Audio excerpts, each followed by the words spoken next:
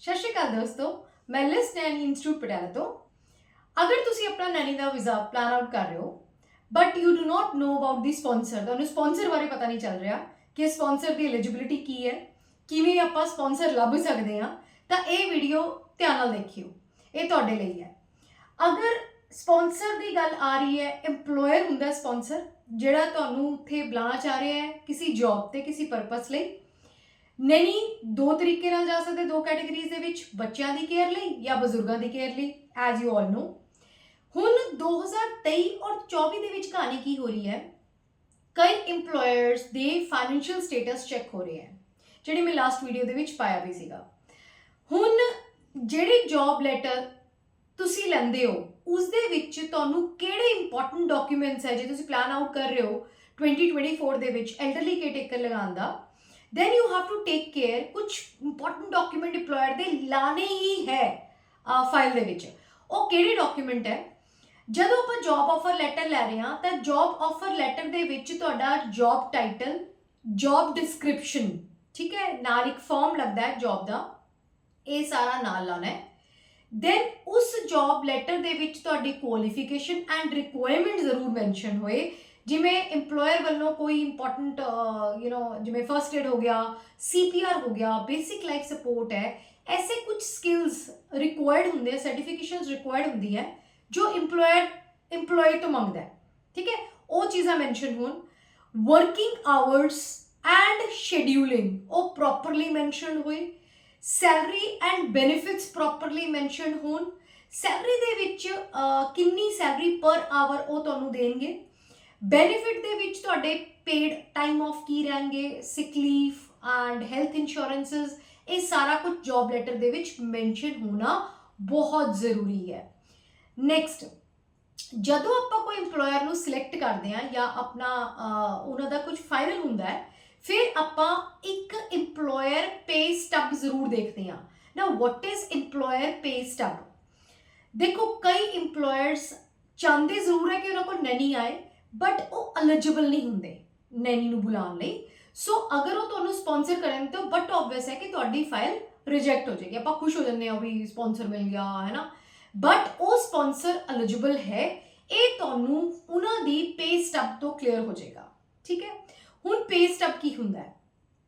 That is a document provided by the employer to the employee. That means वो document जिहड़ा employer employee नूं दिंदा है, ठीक है।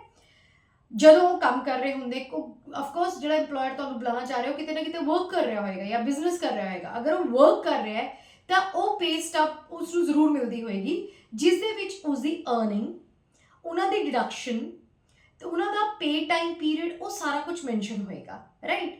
ਦੈਨ ਇਹ pay stubs are used for tax purposes also. ਜਦੋਂ ਆਪਣਾ ਟੈਕਸ ਭਰਦੇ ਆ ਤਾਂ ਇਹ ਚੀਜ਼ਾਂ ਉਹ ਨਾਲ ਲਾਉਂਦੇ ਆ, ਠੀਕ ਹੈ। ਤਾਂ ਤੁਸੀਂ ਜਦੋਂ ਕਿ ਇੰਪਲੋਇਰ ਨੂੰ ओके करना है तो एक बार पे स्टब जरूर देख लेनी है, ठीक है।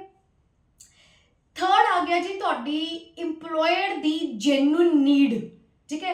आजकल एम्बेसी की कर रही है, दे आर आस्किंग कि जो अभी भी रिक्वायरमेंट है आपको अभी भी नैनी चाहिए, तो नैनी अब क्यों चाहिए, आप पहले कैसे मैनेज कर रहे थे, अब क्यों चाहिए आपको, तो वो सारी जेन्युइन नीड्स भी आ जाता है।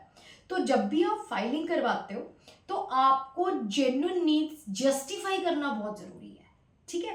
देन रिलेटिव्स भी स्पॉन्सर कर सकते हैं। आपके ब्लड रिलेशन में आपका कोई ब्रदर है, सिस्टर है, आपके मदर फादर हैं, they can sponsor you, they can definitely sponsor you, but definitely justification बहुत रिक्वायर्ड है, ठीक है। देन जस्टिफिकेशन किस चीज़ की होती है, किस तरह से आप जेन्युइन नीड बताएंगे? उनकी वहाँ पे जॉब है, हस्बैंड वाइफ दोनों वर्किंग है, तो जॉब कमिटमेंट्स है, तो ऑफकोर्स घर में मैनेज करने के लिए कोई और है नहीं, तो ये एक जेन्युइन नीड है, ठीक है। कोई हेल्थ इशू है, उनको वो मैनेज नहीं कर सकते, वो खुद बीमार रहते हैं, वो एक जेन्युइन नीड है। कोई इमरजेंसी है, वो एक जेन्युइन नीड है। ऐसी बहुत सारी जेन्युइन नीड्स हैं जिसके थ्रू एम्बेसी को क्लियर हो जाता है, एम्बेसी को क्लियर हो जाता है कि इनको वाकई में ही नैनी की रिक्वायरमेंट है, so they consider that, right. And next आ गया which is more important, which is most important, that is affordability of the employer। Embassy कहती है कि आप नैनी बुला रहे हो do you have that much of funds कि आप नैनी की पे इजीली दे सको, यहाँ पे बुला करके नैनी को पे ना कर सको, तो वो पहले ही चेक होता है। That is called affordability. तो मिनिमम अफोर्डेबिलिटी में 75,000 75,000 कैनेडियन डॉलर मिनिमम होना ही चाहिए। ज़्यादा है तो बहुत अच्छी बात है, मिनिमम होना चाहिए विच इज़ टैक्सेबल इनकम। ठीक है, ये टैक्स कटता होना चाहिए इस इनकम के ऊपर। तो ये कुछ मिनिमम रिक्वायरमेंट्स है जो एज सच स्पॉन्सर को नैनी कॉल करने के लिए चाहिए।